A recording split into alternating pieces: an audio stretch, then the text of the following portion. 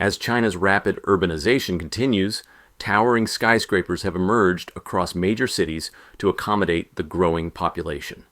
In the bustling metropolises, where space is at a premium, the skyline is constantly reshaped by the rise of high-rise buildings. However, as time goes on, the problems associated with these skyscrapers are becoming more apparent.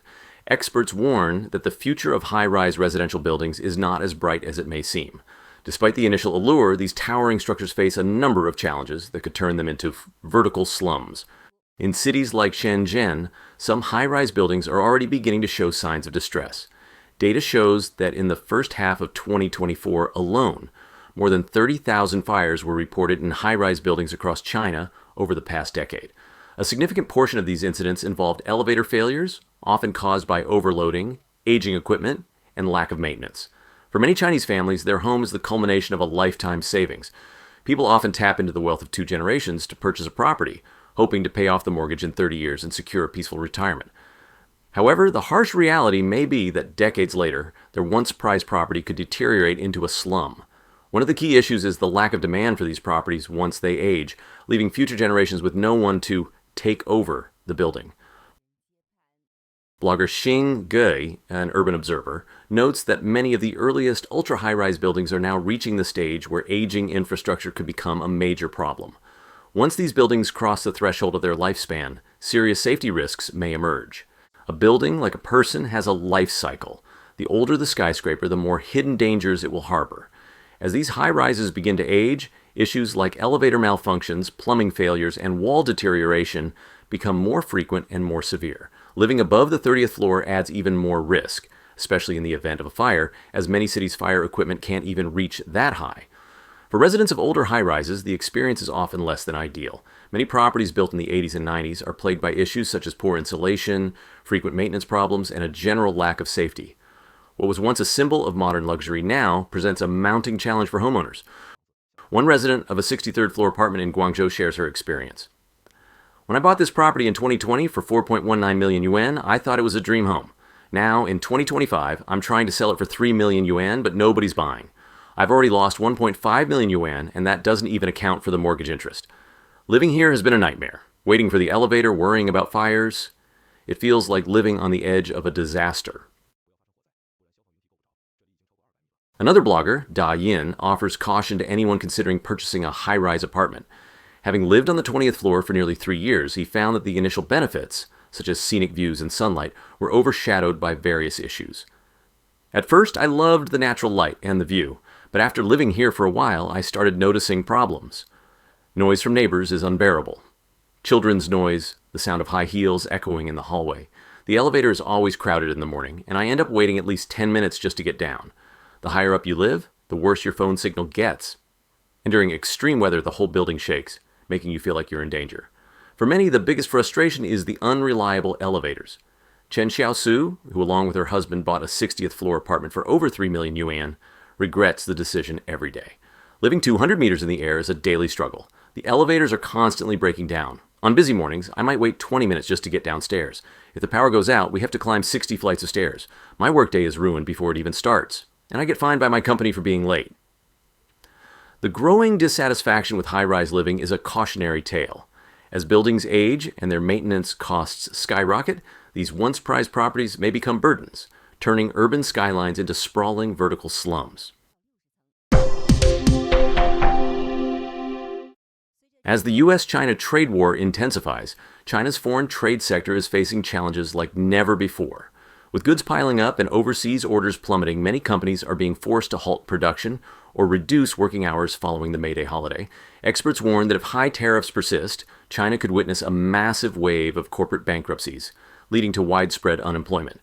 Major cities like Guangzhou and Shenzhen are already seeing troubling signs of this economic fallout. One individual who has been unemployed for 8 months shares their frustration. I feel like I've been completely left behind by society. I started out voluntarily unemployed, but now it's become involuntary. I've exhausted all job search platforms and I can't find anything. Tomorrow I have no interviews lined up. They attribute much of the struggle to the growing pressure from the trade war. With tariffs escalating, companies in Shenzhen, which have a significant proportion of foreign trade business, are under immense strain. It's becoming harder to find a job. In Zhejiang, another province heavily impacted by the trade conflict, A factory worker reports a dramatic shift in the industry. The factories here are like they've been hit by an earthquake. Our factory doesn't deal in foreign trade directly, but our suppliers, especially in home appliances, haven't received any orders for a long time. Orders have dropped off a cliff. This ripple effect has led many companies to pivot to the domestic market, causing intense competition. The market is crowded. You've got 20 people trying to fight for the same order. It's a brutal scene. The situation in Shenzhen's factories is even more dire. Many businesses are silently closing down, unable to cope with the mounting pressure. Workers are questioning the future of manufacturing in the city. How many factories in Shenzhen have closed down already? It's hard to tell. People are asking, what's the future of manufacturing? Are there still orders this year? Can we even survive? An experienced factory owner shares their bleak outlook. Right now, any industry might work except for manufacturing. This is coming from a business owner who's been running factories for over 10 years. The owner explains that high rents, overcapacity, and a significant drop in trade orders have created a perfect storm for businesses. Rising taxes and management fees are making it even harder for companies to stay afloat. With profits squeezed, competition has become so fierce that no one is making any real money. Many factories are relocating to Southeast Asia or even further as the situation has become unsustainable. The outlook for Shenzhen's manufacturing sector is grim, and workers aren't immune to the economic downturn. It's tough. There's nothing to do. We're just working morning shifts. The trade war has crushed so many small businesses. There are no orders coming in and the boss is panicking. For us workers, it's not much better. If things keep going like this, we won't even be able to secure our base salary. This month, there's been no overtime and they've been rotating days off. If this continues, what are we going to do? The ripple effects of the US-China trade war are shaking the foundations of China's manufacturing hubs. And with no immediate relief in sight, the economic landscape is becoming increasingly uncertain for workers and businesses alike. As the US-China trade war intensifies, China's consumer market has hit a devastating slump. Recent statistics show that even the wealthiest cities, Beijing and Shanghai, are struggling. In March, retail sales in Beijing dropped nearly 10%, while Shanghai saw an alarming 14.1% decline in consumer goods sales.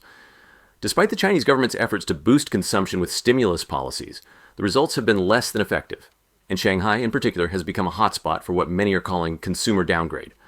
One local business owner paints a grim picture of the current economic landscape.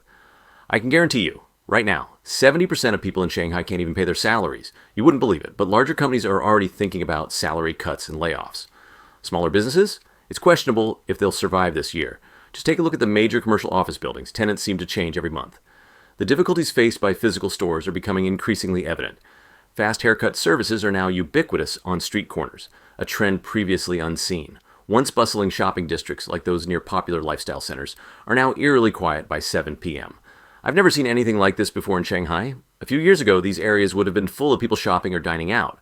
Now stores, whether it's hair salons, clothing shops, or department stores, are practically empty.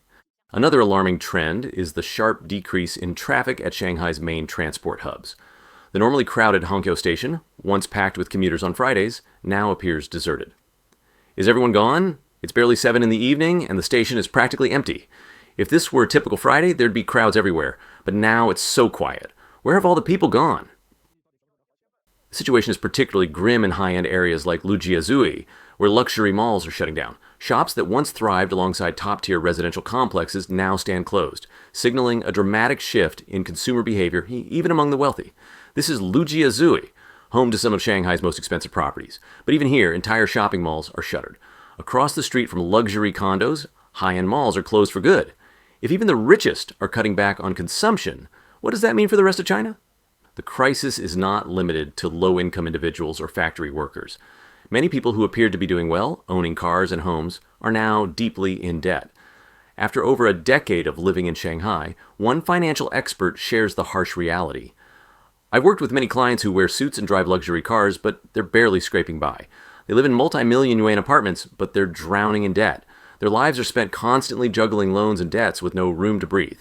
Even with all that wealth on the surface, they're struggling with monthly interest payments that are often tens of thousands of yuan. Amidst this economic collapse, the number of migrant workers in Shanghai is rapidly declining, and even local residents are feeling the pinch.